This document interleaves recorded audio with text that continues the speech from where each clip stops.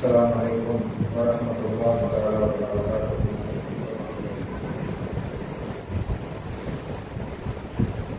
الحمد لله رب العالمين، والصلاة والسلام على خاتم النبيين وعلى آله وأصحابه الطاهرين وكلهم أجمعين، أما بعد. فأعوذ بالله من الشيطان الرجيم بفضل بسم الله الرحمن الرحيم. وما آتيتم من زكاة تريدون وجه الله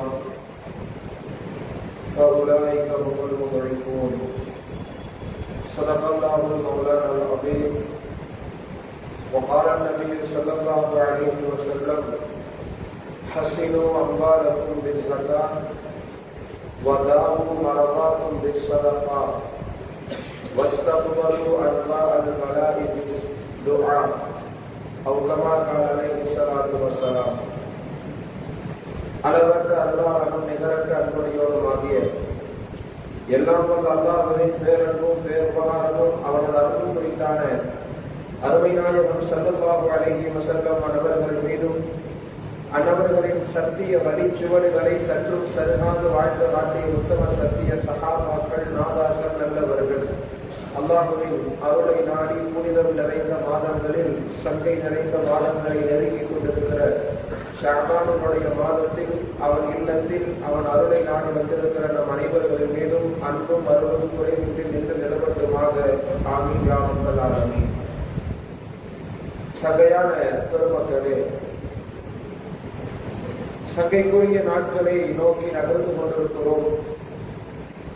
பொதுவாக நமது பார்வையில் அதிகமான சொத்துகள் வைத்திருப்பவர்கள், அதிகமான வியாபாரங்களை செய்பவர்கள் உயர்ந்தவர்களாக, உன்னதமானவர்களாக உலக பார்வையில் பார்க்கப்படுவதை போல் மலக்குகள் ஒரு மனிதரை கணக்கிடும் பொழுது மனிதர்களுடைய அந்த விஷயத்தில் மலக்குகளுடைய உயர்வான பார்வை எப்படி இருக்கும் என்பதை கண்மணி நாயகம் ஸல்லல்லாஹு அலைஹி வஸல்லம் அவர்கள் சொல்லுகிற பொழுது, இவருடைய வாழ்க்கையில் இவர் 50 ரமலான்களை அடைந்திருக்கிறார், 70 ரமலான்களை அடைந்திருக்கிறார், அதில் அல்லாஹ்வின் அருளை நாடியிருக்கிறார், அதில் அல்லாஹ்வினுடைய பிரியத்துக்குரிய நல்ல அமல்களை செய்திருக்கிறார் என்பதை கணக்கிட்டு மலக்குகளுடைய பார்வையில் உயர்ந்தவர்களாக கணிக்கப்படுவார்கள் என்றார்கள் ஸல்லல்லாஹு அலைஹி வஸல்லம்.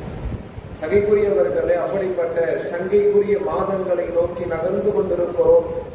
இன்னமும் சொல்ல போனால் அமல்களில் ஒன்றுக்கு 7, 70, 7000 என்கிற அடிப்படையில் பன்மடங்காக ஒரு நன்மைக்கு 70 திருப்பி தருகின்ற பாக்கியம் நிறைந்த மாதங்களில் அல்லாஹ் நம்மை வீற்றிருக்க செய்திருக்கிறான். அந்த ரமலானை சலாமத்தாக, அந்த ரமலானில் நாமும் சலாமத்தாக, ரமலானும் நம்மிடத்தில் மிகவும் சலாமத்தாக வந்தடைகிற பாக்கியத்தை நாம் துவாக்களாக ஒவ்வொரு நாட்களும் செய்ய வேண்டும் என்பதை இந்த இடத்தில் நான் நினைவுபடுத்திக் கொள்கிறேன். சங்கைக்குரிய பெருமக்களே, அதிகமாக நன்மை செய்ய வேண்டும் என்கிற ஆவல் நமக்கு அதிகமாக இருக்கும். பொதுவாக நன்மைகள் என்கிற விஷயத்தில் உடல் சார்ந்த நன்மைகள் என்றால் நோன்பு வைப்பதும் தொழுகுவதும் இன்ன பிற அமல்கள், உடல் உழைப்புகளால் ஏற்படுத்தப்படுகின்ற அமல்கள். இன்னொரு உன்னதமான அமல் என்றால் பொருளாதாரத்தின் மூலியமாக நாம் கொடுக்கக்கூடிய, அல்லாஹ்வை நெருங்கக்கூடிய துஸர்ரிபுக்கும் இன்தல்லாஹ், அல்லாஹ்விடத்தில் உங்களை நெருக்கி வைக்கக்கூடிய அமல்கள் என்றால் உங்கள் பொருளாதாரங்களை நீங்கள் விரும்புகிறவற்றை அல்லாஹ்விற்காக கொடுப்பதுதான் அல்லாஹ் உங்களை நெருங்க வைப்பதற்கான காரணிகளாக அது மாற்றும்.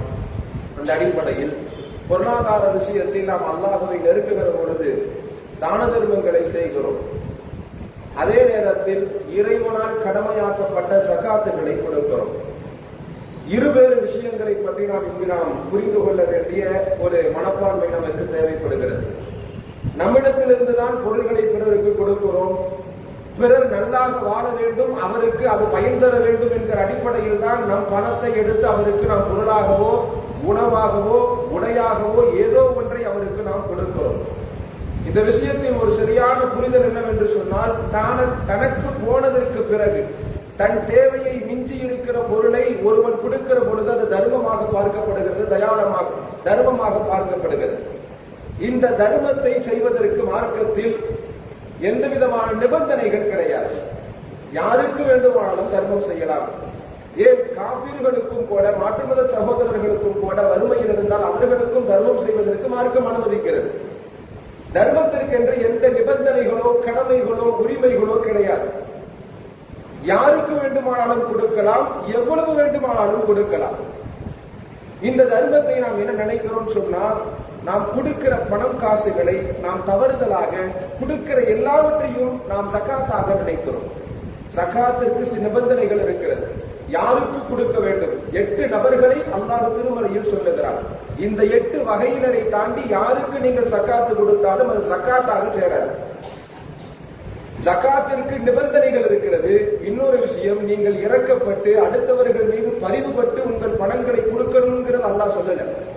கண்டிப்பாக கடமையாக கொடுக்க வேண்டும் என்பதாக இறைவன் சொல்லுகிறார். ஃபீமா ரஸக்னாக்கும், உங்களுக்கு நாம் கொடுத்தவற்றிலிருந்து நீங்கள் எடுத்து சக்காத்தை கொடுங்க. உங்கள் பணம் காசுகளை பிறருக்கு பரிவோடும் சில பரிதாபமான பார்வையோடும் இறக்கப்பட்டு கொடுக்கணுங்கிற அவசியம் கிடையாது. அவர்களுக்கான ஹக்கும் மாலும், அவர்களுக்கான ஏழைகளுக்கான உரிமைக்குரிய பணம் உங்களிடத்தில் இருக்கிறது. நான் கொடுத்தவற்றில் நீங்கள் அவருக்கு கொடுங்கள் என்கிறான் இறைவன். இந்த இடத்துல சரியான புரிதல் நமக்கு வேணும். ஜகாத் என்பது கடமை, கொடுக்காமல் விட்டால் பெரும்பாவம். ஆனால் தர்மம் என்பது ஒரு மனிதனுடைய அங்கீகாரத்தை, அவனுடைய தரஜாக்களை, அவனுடைய அந்தஸ்தை உயர்த்தக்கூடிய காரணம். ரெண்டுக்கும் நிறைய பொருள்கள் இருக்கிறது. ஆனால் ஜக்காத்தை விட ஒரு மனிதன் தர்மத்தை அதிகம் செய்கிற பொழுது அல்லாஹ்வை நெருங்க முடியும். ஜக்காத்து கடமை, அதை செய்வது செய்யாமல் இருப்பது மிகப்பெரிய பாவம். அந்த விஷயத்தை தாண்டி ஒரு மனிதன் பொதுவாக தர்மத்தை நம்ம முதல்ல விளக்கிக்கணும். ஸல்லல்லாஹு அலைஹி வஸல்லம் சொன்னாங்க, ஹஸினு அம்வாலக்கும் பிஸ்ஸகா, உங்கள் பொருள்களை நீங்க பாதுகாப்பா வச்சுக்கணும்னு நீங்க ஆசைப்பட்டீங்கன்னு சொன்னா, உங்கள் பொருள் சேதமடையாமல், ஏதாவது ஒரு விஷயத்தில் உங்கள் பொருள்களை கொண்டு போய் போட்டு அது நாசமாகி விடாமல், உங்கள் பொருள்கள் அழிவிற்கோ ஆபத்திற்கோ திருட்டுக்கோ காரணமாகாமல் இருக்க வேண்டும் என்றால் நீங்கள் சக்காத்தை கொடுங்க. ஸல்லல்லாஹு அலைஹி வஸல்லம் வதாவு மரதாக்கும் பிஸ்ஸதகா, நீங்கள் தர்மம் கொடுத்தீர்கள் என்றால் உங்களுடைய தர்மம் உங்களுக்கான நோய்க்கான மருந்தாக இருக்கும் என்றார்கள் ஸல்லல்லாஹு அலைஹி வஸல்லம். ஒரு மனிதனுக்கு ஏற்பட இருக்கிற நோய்களை ஒரு தர்மம் தலைகாக்கும் என்று சொல்லுவார்களே, அதுபோன்று ஒரு மனிதன் செய்யக்கூடிய தர்மம் அவனுக்கு ஏற்பட இருக்கிற அந்த நோயை விட்டும் பாதுகாக்கிறது. ஸல்லல்லாஹு அலைஹி வஸல்லம் இது ரெண்டையும் சொன்னாங்க.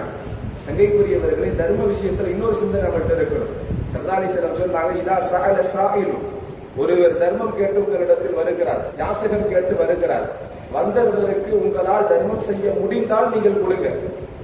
ஒருவேளை கொடுப்பதற்கான காசு பணங்களோ பொருள்களோ உணவுகளோ உங்களிடத்தில் இல்லை என்றால் ரத்தின் ஜமீன், அழகிய முறையில் அவருக்கு எடுத்து சொல்லுங்க, விரட்டாதீங்க, அவர்களை கடிந்து கொள்ளாதீர்கள், அவர்களை கடுமையாக நடத்தாதீர்கள். ஸல்லல்லாஹு அலைஹி வஸல்லம் சொல்லிட்டு சொன்னாங்க, மின் லைஸ இன்சும் வலா ஜான், மனித வர்க்கமும் ஜின் வர்க்கத்தையும் தவிர என் தவிரூன பிமா ஹவ்லக்கும், மீது இருக்கிற எல்லா ஜீவராசிகளும், மலக்குகள் உட்பட, அல்லாஹ் உட்பட, ஒட்டுமொத்த உலகத்தில் இருக்கிற ஒட்டுமொத்த ஜீவராசிகளும் பிமா ஹவ்லக்கும், உன் இறைவன் உனக்கு கொடுத்ததை பிறர் தர்மமாக வந்து கேட்கிற பொழுது நீ எப்படி கொடுக்கிறாய் என்பதை எல்லாரும் பார்த்துக் கொண்டிருக்கிறார்கள் என்றார்கள் ஸல்லல்லாஹு அலைஹி வஸல்லம். சங்கையானவர்களே, தர்மத்திற்கு என்று ஒரு பார்வை இருக்கிறது, நன்மைகளாக மாறுகிறது. ஸல்லல்லாஹு அலைஹி வஸல்லம் இன்னொரு ஹதீஸும் கூட இப்படி வரும், ஒருவர் தர்ம விஷயங்களில் கணக்கில்லாமல் தர்மம் செய்யக்கூடியவராக இருந்தார், யௌமௌம லைலத்தன் யதஸத்தக், அல்லாஹ்விற்காக இரவு பகல் பாராமல் தர்மம் செய்யக்கூடிய ஒருவர் இருந்தார், ஹுஃபித லஹு மினல் மௌத், அவருக்கென்று மௌத்திலிருந்து சில பாதுகாப்புகளை அல்லாஹ் தருகிறார். விஷஜந்துகள் கடித்து மௌத்தாகுவதை விட்டும் பாதுகாக்கிறார், திடீர் ஏற்படும் மரணங்களை விட்டும் பாதுகாக்கிறார், இடிபாடுகள் நிலநடுக்கங்கள் போன்ற அந்த நிலச்சரிவுகள் போன்ற விஷயங்களில் இருந்து ஏற்படுகின்ற மரணத்தை பாதுகாக்கிறார், பக்தத்தன் அநியாய மரணங்களை விட்டும் இறைவன் பாதுகாக்கிறான் என்றார்கள் ஸல்லல்லாஹு அலைஹி வஸல்லம். சங்கைக்குரியவர்களே, இது போன்ற தர்மத்திற்கென்று சில சிறப்புகள் இருக்கிறது. ஒரு மனிதனுடைய தனிப்பட்ட விஷயங்கள் அல்லாஹ்விற்கும் இவருக்கும் மத்தியமமான விஷயங்களாக அது பார்க்கப்படுகிறது. அதை செய்தால் அல்லாஹ்வோடு நெருங்குகிற பாக்கியம் கிடைக்கிறது. பெருமானார் ஸல்லல்லாஹு அலைஹி வஸல்லம் அவர்களோடு அவர் சேர்ந்திருக்கிறதற்கான ஒரு வாய்ப்புகள் அமைகிறது. இன்னொரு விஷயம் நீங்கள் எடுத்துக்கொள்ள வேண்டும், தர்ம விஷயத்தில் தான் சஹாபிகள் அதிகமாக அல்லாஹ்வை நெருங்கினார்கள். நாம் இன்றைய காலத்தில் நிறைய பணம் வைத்திருக்கிறோம், ஆனால் நம்மிடத்தில் கொடுப்பதற்கு மனம் என்பது சில நபர்களுக்கு இருக்கிறது, சில பேருக்கு அது ஏற்படுறது கிடையாது. சஹாபிகள்கிட்ட பணம் இல்லை, பெரிதாக பொருளாதாரங்கள் இல்லை. ஸல்லல்லாஹு அலைஹி வஸல்லம் சொல்லுகிறார்கள், லன் தனாலுல் பிர்ர ஹத்தா துன்ஃபிகு மிம்மா துஹிப்பூன். நீங்கள் விரும்புகின்ற ஒன்றை நீங்கள் அல்லாஹ்விற்காக கொடுக்காத வரைக்கும் எந்த நன்மை இல்லை.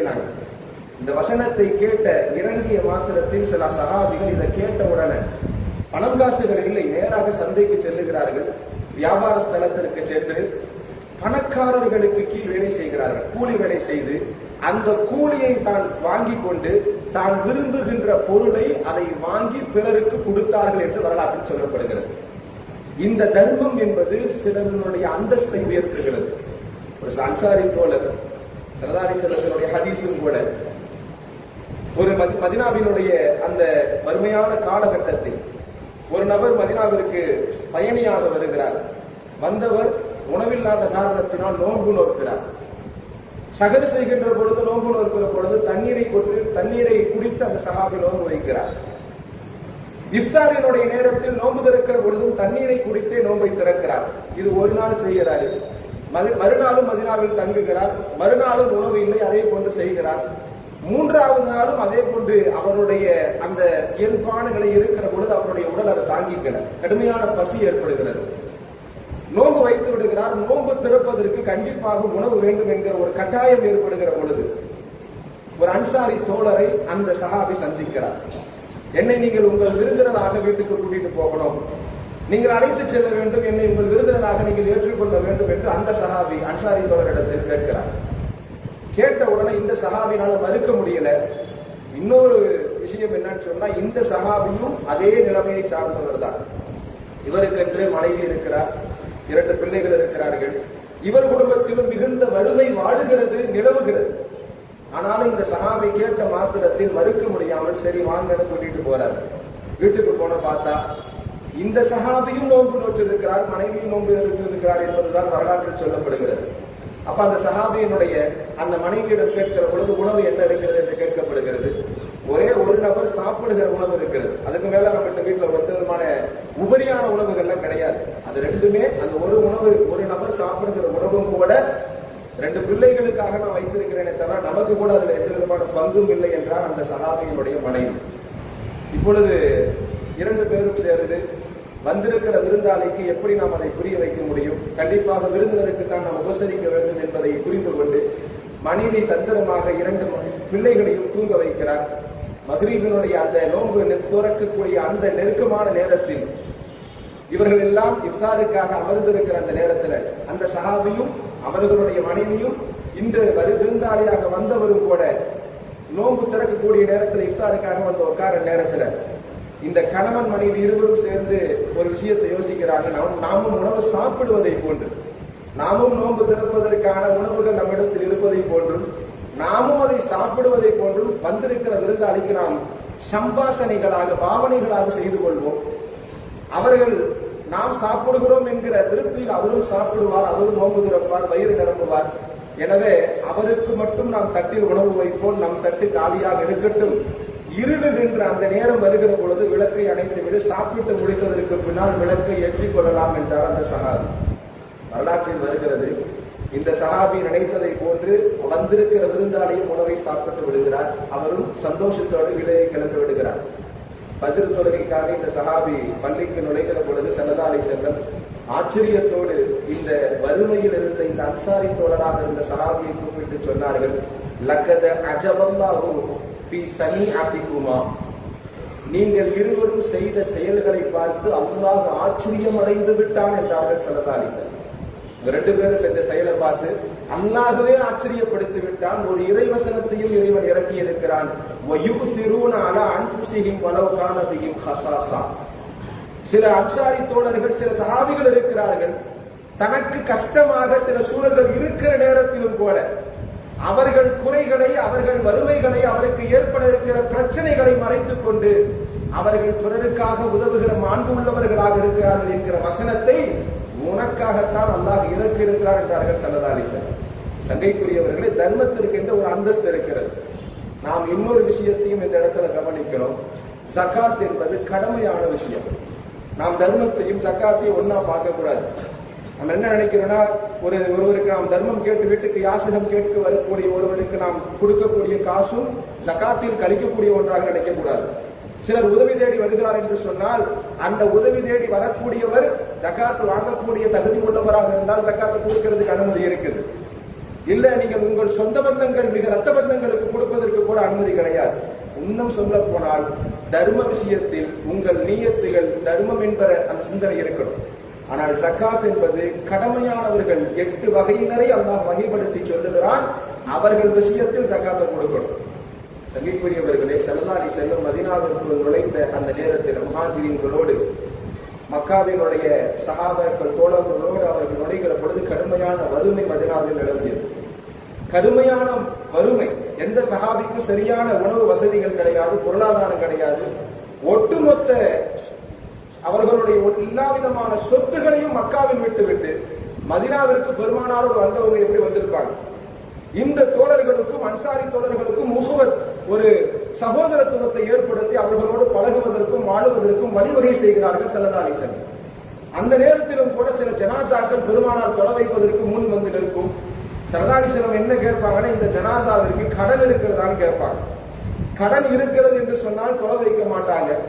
யாராவது நீங்கள் பொறுப்படுத்திக் கொள்கிறீர்கள் என்று சொன்னால் நான் தொலை வைக்கிறேன் என்று ஸல்லல்லாஹு அலைஹி வஸல்லம் தொலை வைப்பாங்க. இப்படித்தான் அந்த மதீனாவிலே பெருமானார் சஹாபிகளோடு நுழைந்திருந்த காலத்தில் இருந்த வரலாறு.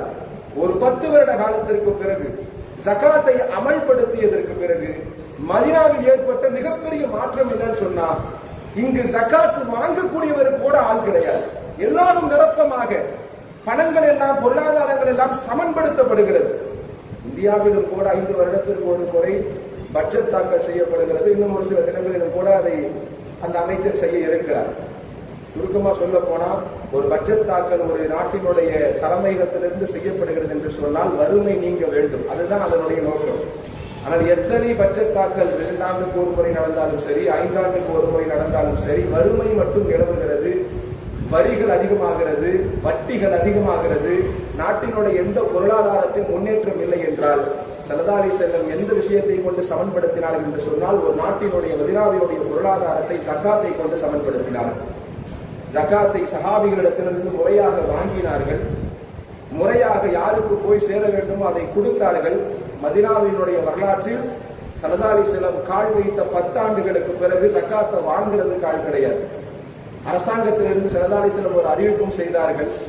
யாரெல்லாம் ஒருவர் மரணிக்கிறார், எந்த சஹாபிகள் எல்லாம் மரணிக்கிறார்களோ, யாரெல்லாம் இந்த மதீனாவில் மரணிக்கக்கூடியவராக மரணிக்கிறாரோ, அவர் மரணிக்கிற நேரத்தில் பொருள்கள், காசுகள், பணங்கள் அவரிடத்தில் மிச்சம் இருந்தால் அவர்கள் குடும்பங்கள் அதை எடுத்துக் கொள்ளட்டும். ஒருவேளை அவர் கடன் வைத்திருந்தால், அவரிடத்தில் கடன் இருந்தால், இந்த மதீனாவினுடைய அரசாங்கத்தை ஆளக்கூடிய இந்த அரசாங்கம் அவருடைய கடனை நிவர்த்தி செய்யும் என்றார்கள் ஸல்லல்லாஹு அலைஹி வஸல்லம். அந்த அளவிற்கு பொருளாதாரத்தினுடைய மாற்றத்தை பெருமானார் நிரூபித்து காண்பித்தார்கள் இந்த ஜகாத்தினுடைய மாண்பை கொண்டு. சகைக்குரியவர்கள் அதாவது ஸல்லல்லாஹு அலைஹி வஸல்லம் சொன்னாங்க, ஒருவர் முறையாக ஜகாத்தை கொடுக்கிற பொழுது அல்லாஹ் அந்த பொருளை எப்படி அந்த பொருளுக்கு பரக்கத்தை கொடுப்பான் என்று சொன்னால், மீண்டும் அந்த பொருள் அவரோடு தங்கி இருக்க வேண்டும் என்கிற பரக்கத்தை தருவான். ஸல்லல்லாஹு அலைஹி வஸல்லம் சொன்னாங்க, ஒருவர் ஜகாத்தை கொடுக்க மறுத்தால் அல்லது கொடுக்க அவருடைய மனம் இயம்பவில்லை என்றால் அல்லாஹ் அவரிடத்திலிருந்து பிடுங்கி இன்னொரு இடத்தில் அந்த பணத்தை கொண்டு போய் கொடுப்பான் என்றார்கள் ஸல்லல்லாஹு அலைஹி வஸல்லம். சங்கைக்குரியவர்கள், இந்த விஷயத்துல மிகுந்த கவனம் தேவை. எங்கெங்கெல்லாம் அல்லாஹ் 2 இடத்துல சில விஷயங்களை பேசுவான்.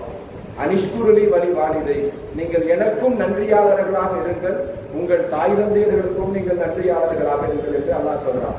இங்க அல்லாஹ்வுக்கு மட்டும் ஒரு நன்றியாக இருந்துட்டு தாய் தந்தையர்கள் நிந்திக்கிறான், அவர்கள் நோவினை செய்கிறான் என்று சொன்னால் அவன் காஃபிர், அல்லாஹ்வுடைய ஏவலை மருத்துவனாக பார்க்கப்படுகிறான். ரசூல், நீங்கள் அல்லாஹ்வும் வழிபடுங்கள், ரசூலையும் வழிபடுங்கள் என்று சொல்லுகிற நேரத்தில் அல்லாஹ்வுடைய வார்த்தையை மட்டும்தான் நம்புவேன், அவனுக்கு மட்டும்தான் நான் வழிபடுவேன், அவனை மட்டும்தான் எல்லா விஷயத்திலும் பின்பற்றுவேன், ரசூலை பின்பற்ற மாட்டேன் என்று ஒருவன் சொன்னாலும் அவனும் காஃபிர் தான். அவனுடைய விஷயத்திலும் நரகம் தான் அவனுக்கு நிச்சயிக்கப்படும். அதே போன்றுதான் திருமறையில் அகீமுஸ் ஸலா வ ஆத்துஸ் ஸகாத், திருமறையில் 82 இடங்களில் அல்லாஹ் ஜகாத்தையும் தொழுகையும் நினைத்து பேசுகிறார். அகீமுஸ் ஸலா வ ஆத்துஸ் ஸகாத், நீங்கள் தொழுகையை நிலைநாட்டுவதை போன்று ஜகாத்தையும் நீங்கள் கொடுப்பதை நீங்கள் வளமையாக்க வேண்டும் என்றால் இறைவன். அதனால ஒருவர் தொழுகை நான் மிகச்சரியாக தொழுகிறேன், அதனால் அல்லாஹ்வினுடைய எல்லா நெருக்கமும் எனக்கு கிடைச்சிடும் நினைச்சுக்கிட்டு ஜகாத்தை ஒருவர் உதறி விடுவார் அல்லது அதை ஒதுக்கி விடுவார் என்றால் அவரும் ஒரு இறை கடமையை மறுத்ததற்கு என்ன ஒரு பாவமோ அந்த குஃப்ரை அவரும் அடைவார் என்கிறார்கள் ஸல்லல்லாஹு அலைஹி வஸல்லம். சங்கைக்குரியவர்களை நாம் மிகுந்த கவனங்கள் நமக்கு இந்த ஜகாத்தினுடைய விஷயத்துல தேவை. ஒரு 5 நன்மைகளை உலமா பெருமக்கள் சொல்லுகிறார்கள் ஹதீஸின் வாயிலாக. ஒருவர் ஜகாத்தை தொடர்ச்சியா கொடுக்கிறார்கள், அவருக்கு 5 விதமான நன்மைகள் கிடைக்கிறது. ஸல்லல்லாஹு அலைஹி வஸல்லம் அவர்கள் சொல்லுகிறார்கள், அந்த ஹதீஸின் வாயிலாக ஒருவர் ஜகாத்தை மிகச் சரியாக கொடுக்கிறார் என்று சொன்னால் முதலில் அவருடைய செல்வம் பெருகும் என்றார்கள். அவருடைய செல்வத்தை அல்லாஹ் இரட்டிப்பாக்கி தருகிறான். யம்ஹகுல்லாஹு ரிபா வ யுர்பிஸ் ஸதகாத். வட்டி உங்கள் செல்வத்தை அளிக்கும், நீங்கள் கொடுக்கக்கூடிய ஜகாத் உங்கள் செல்வத்தை வளர்க்கும் என்பது இறைவனுடைய வசனம். அதாவது ஸல்லல்லாஹு அலைஹி வஸல்லம் சொன்னாங்க ஒரு ஹதீஸ்ல, ஒருவர் ஜகாத்தை மிகச்சரியாக கொடுக்கக்கூடிய ஒரு நபர் இருந்தால் அவர் கொடுக்கக்கூடிய ஒவ்வொரு ஜகாத்தும் அல்லாஹ்விடத்தில் ஒரு உயிரை போன்று வளர்ந்து கொண்டே இருக்கும். ஸல்லல்லாஹு அலைஹி வஸல்லம் உதாரணத்தோடு சொன்னாங்க, ஒரு ஒட்டக குட்டியை ஒருவர் வாங்கி வீட்டில் வளர்க்கிறார் என்று சொன்னால் நாளுக்கு நாள் அது எப்படி வளர்ந்து கொண்டே போகிறதோ, நீங்கள் அல்லாஹ்விடத்திற்காக நீங்கள் கொடுக்கிற ஜகாத்தை அல்லாஹ் அங்கு வளர்த்தி கொண்டே இருப்பார். நாளை மறுமையில் இந்த அடியான் அல்லாஹ்வை சந்திக்கிற நேரத்தில் இவ்வளவு முகதுமலைக்கும் மேல் இருக்கிற இந்த நன்மை என்னை சார்ந்தது இல்லை என்று அவன் சொல்லுகிற பொழுது, நீ குறிப்பிட்ட ஒவ்வொரு வருடத்திற்கும் கொடுத்த ஒவ்வொரு ஜகாத்தையும் நான் இவ்வளவு நன்மைகளாக வளர்த்தி கொண்டே இருந்தேன் என்று இறைவன் சொல்லுவான் என்றார்கள் ஸல்லல்லாஹு அலைஹி வஸல்லம். சங்கைக்குரியவர்களே, முதல்ல உங்கள் ஜகாத் உங்கள் செல்வத்தை பெருக்கும் என்கிற எண்ணம் நன்மையாக நாம் பார்க்க வேண்டிய விஷயம். இரண்டாவது, தூய்மையை ஏற்படுத்துகிறது. எதில் தூய்மை ஏற்படுத்துகிறது சொன்னால், நீங்கள் கொடுக்கக்கூடிய ஜகாத் உங்கள் பொருளாதாரத்தில் தூய்மையை கொடுக்கிறது. நீங்க நிறைய பேர் வியாபாரம் பண்றோம், நிறைய விதமான தொழில் செய்கிறோம், தொழில்களில் எத்தனையோ வட்டிகள் கலந்திருக்கிறது, அல்லது செய்யக்கூடிய தொழிலாளிகள் மூலியமாக ஏதாவது ஒரு அசம்பாவிதமான பணம் காசுகள் உள்ளே வருவதற்கு வாய்ப்பு இருக்கிறது. எவ்வளவோ கசடுகளோடு வியாபாரமும் தொழிலும் செய்யக்கூடிய நமக்கு இந்த ஜகாத்தை நாம் கொடுக்கிற பொழுது அந்த வியாபாரமும் தொழிலும் தூய்மை அடைகிறது என்கிறார்கள் ஸல்லல்லாஹு அலைஹி வஸல்லம். இரண்டாவது தூய்மை மனதிற்கு ஏற்படுகிறது. நிறைய பேர் என்ன நினைக்கிறோம் சொன்னா, ஜகாத்தை கொடுக்கிற பொழுது ஒரு வேண்டாம் வெறுப்பான சிந்தனை இருக்கும். கொஞ்சோண்டு ஜகாத்து கொடுக்கிறது தெரியாது.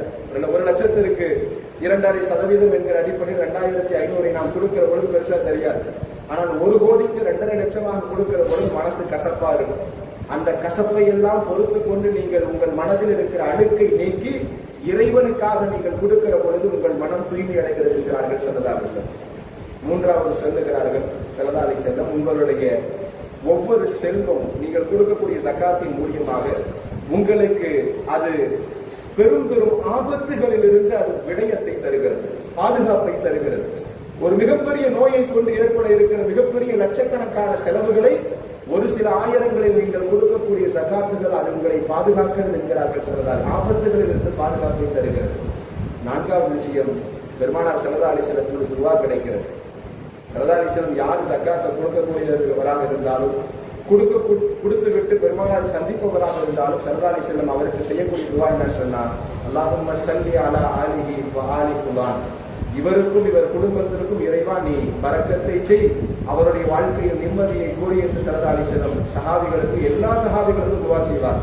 இந்த துஆ அவங்களுக்கு மட்டும் இல்ல, இன்னைக்கும் ஜகாத்தை கொடுக்கக்கூடிய எல்லா முஃமின்களுக்கும் அந்த துஆ உரித்தாங்க. ஐந்தாவது, அல்லாஹ்வினுடைய மன்னிப்பும் கருணையும் கிடைக்கும் என்று இறைவனே சொல்லுகிறார். யஹிதுகுமுல்லாஹு வல்லாஹு யஹிதுகும் மக்ஃபிரத்தம் மின்ஹு வ ஃபضلا. அல்லாஹ்வின் கருணையும் அல்லாஹ்வினுடைய இரக்கமும் நமக்கு மன்னிப்பும் கிடைக்கும் என்பதாக இந்த 5 விதமான பலாபலன்களை நமக்கு சொல்லித் தருகிறார்கள் சங்கைக்குரியவர்கள். சங்கையானவர்களே, ஒரு சின்ன தெளிவு தான், வேற ஒன்றும் இல்லை.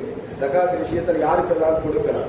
8 விதமான மகீனர்களை அல்லாஹ் பெருமறையில பேசுறான். முதல்ல ஃபுகரா, வறுமையில் ஒரு நேர உணவுக்கு கூட வழி இல்லாத ஒரு ஃபகீராக இருந்தால் அவருக்கு ஜகாத்தை கொடுக்க வேண்டும். இரண்டாவது மசாகின், அவருடைய வாழ்க்கை எப்படி இருக்கும் என்று சொன்னால், சில பொருள்கள் அவர்கள் வீடுகளில் இருக்கும். அந்த பொருள்களை கொண்டு நிவர்த்தியாக நிதானமாக பயணிக்கிற வாழ்க்கையை அவரால் வாழ முடியாது. ஒரு சாதாரணமா ஒரு தேவைக்கு குறைவாக அவர் வீட்டில் இருக்கக்கூடிய பொருள்களாகவே அவர் இருக்கும். அவர் அன்றாட காட்சியாக இருப்பார். அப்படிப்பட்டவர்களுக்கு உங்கள் ஜகாத்தை தர வேண்டும். மூன்றாவது, ஒரு ஆமிலை, ஜகாத்தை வசூலிக்கக்கூடியவர்களுக்கு நீங்கள் ஜகாத்து கொடுக்க வேண்டும் என்கிறார் இறைவன். அவருக்கும் கொடுப்பதற்கு அனுமதி இருக்கிறது. நான்காவது, புதிதாக மார்க்கத்திற்குள் நுழைந்தவர்கள் கஷ்டப்படுபவர்களாக இருந்தால் அவர்கள் உள்ளத்தை மேலும் இஸ்லாத்தில் இணைப்பதற்காக நீங்கள் ஜகாத்தை அவருக்கு கொடுக்கலாம். கடனாளிகளுக்கு கொடுக்கலாம். யாரெல்லாம் கடனில் பாதிப்பாகி அந்த கடன் மூலியமாக அவருடைய வாழ்க்கையில் நெந்து அவர் நிரம்ப சிரமங்களை அனுபவிக்கிறாரோ அவருக்காக கொடுக்கலாம். இன்னொரு விஷயத்தை நீங்க கவனிக்கணும், கடன் என்கிற விஷயத்தில் அது எப்படிப்பட்ட கடனாக இருக்கிறது என்பதையும் நாம் கவனிக்கிறோம். அழகிய கடனாக, நன்மையான குடும்ப தேவைகளுக்காக வாங்கிய கடனுக்கு நீங்கள் ஜக்காத்தை கொடுக்கிறது தப்பு இல்லை. ஒரு ஆடம்பர செலவிற்காக ஒருவர் கடன் வாங்கி இருக்கிறார், அவர் நிந்திக்கிறார், அவர் கஷ்டத்தில் ஆடுகிறார் என்று சொன்னால் அவர் விஷயத்தில் ஜக்காத்தை கொடுப்பதற்கு மார்க்கத்தில் அனுமதி கிடையாது. சுய தேவைகளுக்கும் அவருடைய குடும்பத்திற்கும் அவர் வாங்கிய கடனை நிவர்த்தி செய்ய முடியாமல் பாதிக்கக்கூடிய ஒரு கடனாளிக்கு உங்களுடைய ஜக்காத்தை கொடுக்க வேண்டும் என்பதாக மார்க்கம் சொல்லுகிறது. வர்ரிகால், அடிமைகளுக்கு கொடுக்க வேண்டும் என்று அல்லாஹ் பேசுகிறான். இன்றைய காலகட்டத்தில் அடிமைகள் ஒரு வர்க்கமே இல்லை, எனவே அவர்களுக்கு நாம் கொடுக்க வேண்டிய அவசியம் இல்லை. கடைசியாக வபினிஸ் சபீல், வழிபோக்கர்களுக்கு நீங்கள் ஜகாத்தை கொடுக்கலாம். இந்த 8 வகையினரை அல்லாஹ் தஆலா வகைப்படுத்தி சொல்லிவிட்டு இந்த 8 நபர்களுக்கு கொடுப்பதை கடமையாகவும் ஆக்கி வைத்திருக்கிறார். அதோடு அந்த திருமறை முடியவில்லை. யார் இந்த ஜகாத்தை நிவர்த்தியாக கொடுக்கவில்லையோ நாளை யௌம அலைஹா ஃபீ நாரி ஜஹன்னம ஃபதுக்வா பிஹா ஜிபாஹுஹும் வ ஜுனூபுஹும், அவர்களுடைய முதுகந்தண்டில் அவர்களுடைய கழுத்தில் இருக்கக்கூடிய அந்த எலும்புகளுக்கு மத்தியில் இவர் சேர்த்து வைத்திருக்கிற தங்கமோ பொருளோ வெள்ளியோ எதுவாக இருந்தாலும் அது உருக்கி ஊற்றக்கூடும் என்பதாக அந்த பொருளாதாரத்தை இறைவன் மிக எச்சரிக்கையோடு வார்த்தைகளை பதிவு செய்திருக்கிறான். சங்கைக்குரியவர்களே, ஒரு 3 விஷயத்திற்கான ஜக்காத்தை மட்டும் நான் உங்களிடத்தில் சொல்லி விடைபெறுகிறேன்.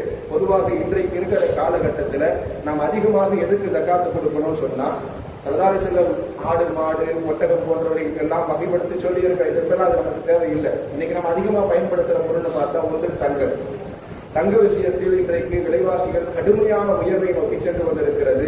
உண்மையில் சொல்ல போனால் ஒரு வருடத்தில் 88 கிராம், அதாவது 11 பவுன் அவரிடத்தில் தங்கம் இருந்தால் அவர் 2.5% அவர் ஜக்காத்து கொடுக்கணும். அதுல எந்த விதமான காம்ப்ரமைஸ் கிடையாது. ஏதாவது ஒரு விதத்தில் நாம் கொடுக்காமல் இருப்பதற்கு அனுமதி இருக்கிறதா என்று நாம் எந்த விதத்திலும் அல்லாஹ்வுடைய அந்த விஷயத்தில் நாம் எதுவும் செய்ய முடியாது. நீங்க நிறைய பேர் என்ன செய்யறாங்கன்னு சொன்னா, கடன் அதிகமாக யாரிடத்துல கொடுத்துட்டு திரும்பவும் அந்த கடனுடைய தொகை வராமல் போய்விட்டால் அவர் வாரா கடனாக மாறுகிற பொழுது அல்லாஹ்வுடைய கணக்கில் சேர்த்து விடலாம் என்று யோசிக்கிறார்கள். அது அல்லாஹ்வுடைய சகாத்துல போய் இணைச்சிடலாம் அப்படின்னா அதற்கும் மார்க்கத்தில் அனுமதி கிடையாது.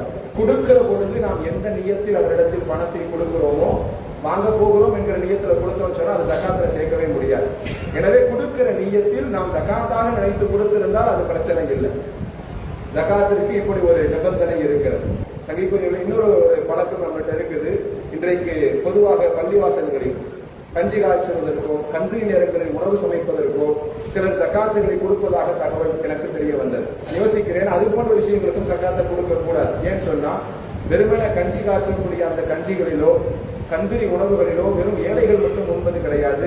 அதுக்கு தகுதியான ஜக்காத்திற்கு தகுதி அல்லாத பெரும் அகனியாக்களும் அதில் சாப்பிடக்கூடிய ஒரு பழக்கம் இருக்கிற காரணத்தினால் அந்த பொருள் காசுகளும் அதற்கு பயன்படுத்தக்கூடாது என்பதுதான் மார்க்கத்தினுடைய விழுமியங்கள். இரண்டாவது விஷயம், பணம் காசுகள் எவ்வளவு இருந்தால் நாம் ஜக்காத்தை கொடுக்க வேண்டும் என்றால், இன்றைக்கு இருக்கக்கூடிய வெள்ளியினுடைய அளவில் ஒரு 612 கிராமினுடைய வெள்ளி எவ்வளவு இருக்குதோ, இன்னைக்கு வெள்ளியினுடைய விலையும் தாறுமாறாக அதன் உச்சத்தை கண்டு கொண்டிருக்கிறது. அப்ப வெள்ளியினுடைய 612 கிராமினுடைய அளவிற்கு ஒருவர் வெள்ளிக்கான காசு தொகையை கையில் வைத்திருந்தால் அவரும் அந்த பணத்தொகையிலிருந்து 2.5% கொடுக்க வேண்டும் என்கிறது மார்க்கம். ஆக இந்த முக்கியமாக பயன்படுத்துறது இதுதான். அடுத்து நம்ம 3வது விஷயமா எடுத்துட்டோம்னு சொன்னா, எல்லாத்தையும் வீடு இருக்கும், வாகனங்கள் இருக்கும். அந்த வீடுகள் பயன்படுத்தக்கூடியவராக இருந்தாலும் அந்த வாகனங்கள் பயன்பாட்டிற்கு எத்தனை வாகனங்களாக இருந்தாலும் பிரச்சனை இல்லை. தன் உபயோகத்திற்கு பயன்படுத்தக்கூடிய வீடுகள், தன்னிடத்தில் ஒரு 4 பிள்ளைகள் இருக்கிறார்கள், 4 பிள்ளைகளுக்கு 4 வீடுகள் நாம் கட்டி தருகிறோம் என்றால் அதற்கு ஜக்காத்து கிடையாது. பயன்பாடு எவ்வளவாக இருந்தாலும் அதற்கு ஜக்காத்து கிடையாது. பயன்பாடு அல்லாமல் ஒரு வீட்டை நீங்கள் இன்வெஸ்ட்மெண்டாக அதை கொண்டு வாடகை ஈட்டக்கூடியதாக இருந்தாலும், அல்லது ஒரு வாகனத்தை கொண்டு நீங்கள் வாகனம் வீட்டு வருமானம் ஈட்டக்கூடியதாக அந்த வாகனத்தினுடைய அமைப்புகள் இருந்தாலோ அந்த வருமானத்திற்கும் வாடகைக்கும் மட்டும் நீங்கள் என்ன செய்யணும்னு சொன்னா ஜக்காத்தை கொடுக்க வேண்டும் என்கிறது மார்க்கம். இன்னும் சில பேருக்கு சந்தேகம் இருக்கிறது. 11 பவுன் தங்கத்திற்கு ஜக்காத்து கடமையானால் என்னிடத்துல ஒரு 20 பவுன் இருக்குதுன்னு சொன்னா 11 பவுனை விட்டு இருக்கிற மீதி இருக்கிற 9 பவுனுக்கு மட்டும் ஜக்காத்து கொடுத்தா போதுமான்னு நினைக்கிறாங்க. உண்மையில சொல்ல போனா 11 பவுனோடு சேர்த்து எத்தனை பவுன் வந்தாலும் முழுவதுமாக 20 பவுனுக்கும் சதவீதம் எடுத்து 2.5% ஜக்காத்தாக கொடுக்க வேண்டும் என்பதைத்தான் மார்க்கத்தினுடைய விழுமைகள் நமக்கு சொல்லித் தருகிறது. சங்கிக்குரியவர்களே, இதெல்லாம் நாம் ரமலானுக்கு முன்னால் சில தயாரிப்புகளோடு இந்த விஷயங்களில் கவனம் செலுத்த வேண்டும் என்பதற்காக கொஞ்சம் அதிக நேரம் எடுத்துக்கொண்டதாக நான் கருதுகிறேன். அல்லாஹ் தஆலா நாம் செய்கின்ற அமல்களை மிக பரிபூர்ணமாக, நம்மளுடைய அமல்களை இரட்டிப்பாக அல்லாஹ்விற்கு பொருத்தத்திற்குரிய அமல்களாக அல்லாஹ் தஆலா ஆக்கி அருள்வானாக. வாஹிரு தஅவானா அல்ஹம்துலில்லாஹி ரப்பில் ஆலமீன். அன்னூர் பார்வையற்றோர் மதர்சா மதுரையிலிருந்து அந்த ஓதக்கூடிய மாணவர்களுக்காக உதவி வேண்டி அந்த மதரசாவினுடைய மாணவர்கள் மற்றும் ஆசிரியர்கள் எல்லாம் வந்திருக்கிறார்கள்.